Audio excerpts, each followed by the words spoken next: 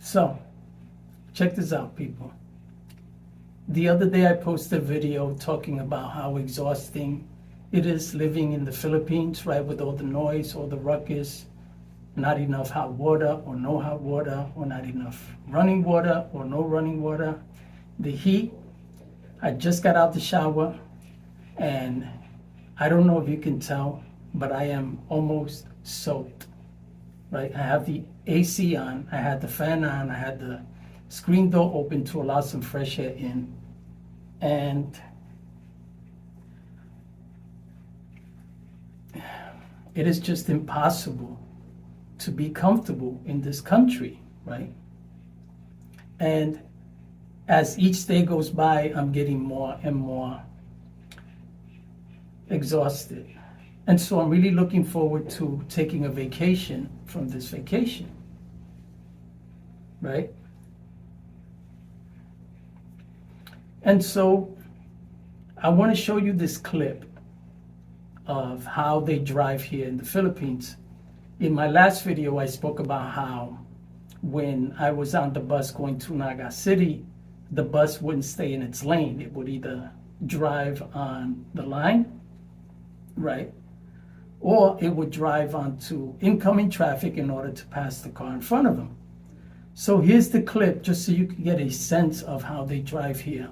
Now, you have to be here and you have to be on the bus to experience what it is I'm talking about, to get firsthand experience, right?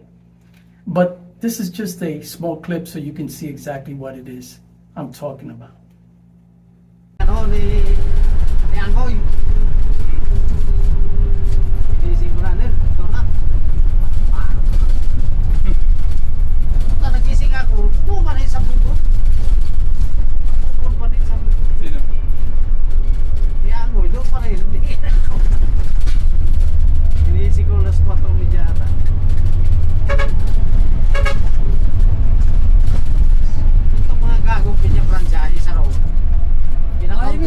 Ayaw magpa-overtake yan. Kagabi nga. Nag-counter flow.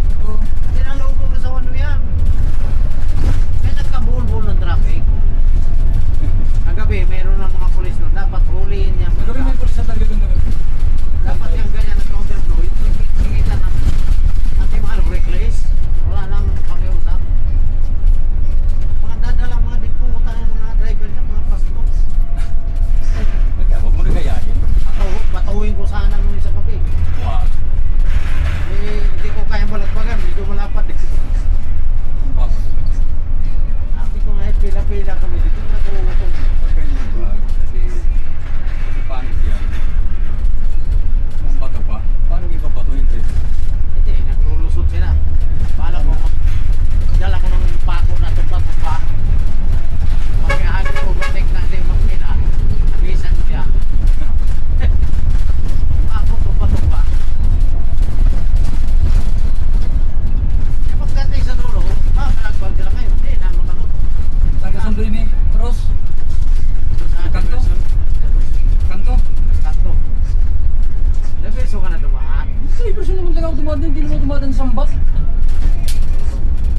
Dahil sa Sambat, ang sigit ng kalsada doon, may masalubong mo makarap at anong, ang tagal pa. Bilisan mo, not one way yan dyan, sus. Paano ka pa? Ano mo yan? Oo, kargo nga.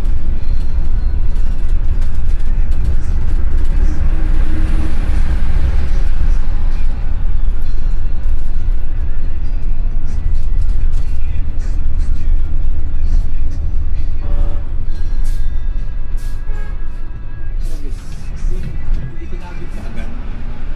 Ayan,